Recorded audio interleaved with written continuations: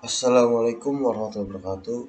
Izin memperkenalkan diri. Perkenalkan, nama saya Artal Fariski dengan NIM 200-288 dari kelas FRSFT kelas C 20 dengan mata kuliah pengantar personal migas. Jadi di sini saya akan menjelaskan tentang kegiatan hilir migas. Kalau kemarin kita menjelaskan tentang hilir migas, sekarang hilir migas.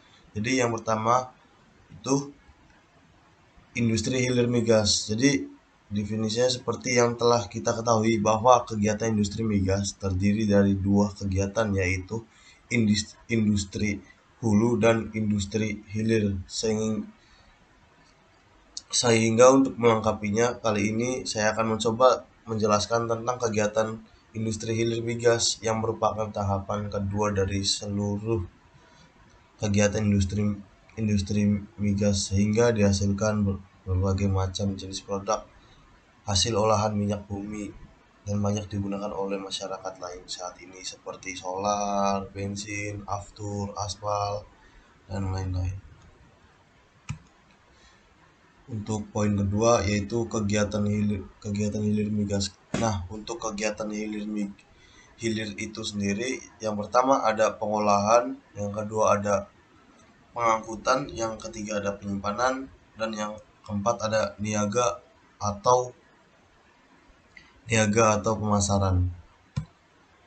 Jadi untuk tahap pertama yaitu pengolahan. Jadi tahap pertama pada pada hilir migas ialah tahapan pengolahan. Pada dasarnya proses pengolahan bertujuan untuk memurnikan minyak mentah.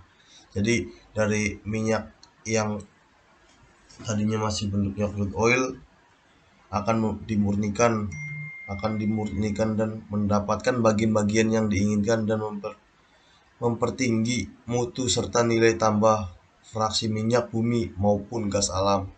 Proses pengolahan minyak mentah dilakukan pada area yang sering disebut dengan kilang refinery unit, yang terdiri dari berbagai macam jenis peralatan pengolahan serta teknologi di dalamnya. Seperti contohnya teknologinya itu adalah reaktor. Proses pengolahan akan menghasilkan berbagai jenis produk bahan bakar maupun produk setengah jadi. Berikut adalah contoh produk bahan bakar terdiri dari bensin, korosen, minyak diesel, aftur, minyak bahan bakar, LPG, liquid petroleum gas, dan beberapa produk hasil lainnya. Produk setengah jadi atau sering juga disebut produk antara bahan-bahan hasil olahan yang dapat digunakan sebagai bahan baku pada industri lain, misalnya saja industri petrokimia. Contoh produk antara tersebut seperti propelina, etilena, benzena, atau metanol dan sebagainya. Jadi ini contoh pengolahan minyak dari minyak mentah akan melalui proses tungku panas, dan yang pertama itu akan saring residu dengan kepanasan 400 derajat, dan untuk pendinginnya itu bisa menjadi oil, kerasin, solar, naftar, dan liquid gas. Untuk liquid gas sendiri itu 30 derajat Celcius. Yang kedua yaitu ada proses pengangkutan pada industri hilir. Proses pengangkutan pada industri hilir migas merupakan kegiatan pemindahan minyak bumi dan gas bumi atau hasil olahan dari wilayah kerja, baik itu pengolahan maupun dari tempat penampungan. Proses pengangkutan biasanya menggunakan kapal atau melalui pipa transmisi dan distribusi. Apabila pemindahannya menggunakan pipa, maka perlu perhatian khusus seperti pemilihan jenis pipa yang sesuai dengan karakteristik fraksi yang akan dialirkan di dalamnya. Nah, yang ketiga ada proses penyimpanan. Jadi dari proses jadi dari proses pengangkutan akan ada proses penyimpanan. Jadi di mana minyak bumi itu akan disimpan di kilang, di refinery unit, ataupun biasanya akan di TBM.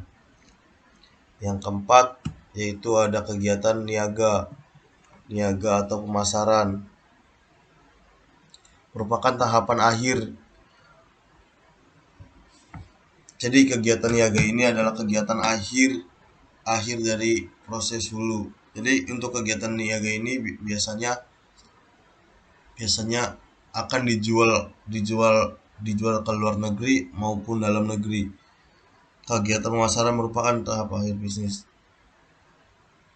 Kegiatan niaga dapat digolongkan dua bagian, yaitu niaga umum dan usaha niaga terbatas. Berikut penjelasan. Niaga umum atau wholesale yaitu suatu kegiatan yang meliputi pembelian, penjualan, ekspor dan impor bahan bakar dan produk lainnya dalam skala yang besar dengan menggunakan sarana fasilitas niaga yang memadai. Perusahaan penerimaan memiliki hak untuk melakukan penjualan dengan menggunakan merek tertentu. Niaga terbatas ataupun trading merupakan penjualan produk-produk niaga migas seperti minyak bumi, bahan bakar gas maupun hasil olahan lainnya karena kurangnya fasilitas dan tidak memiliki izin niaga.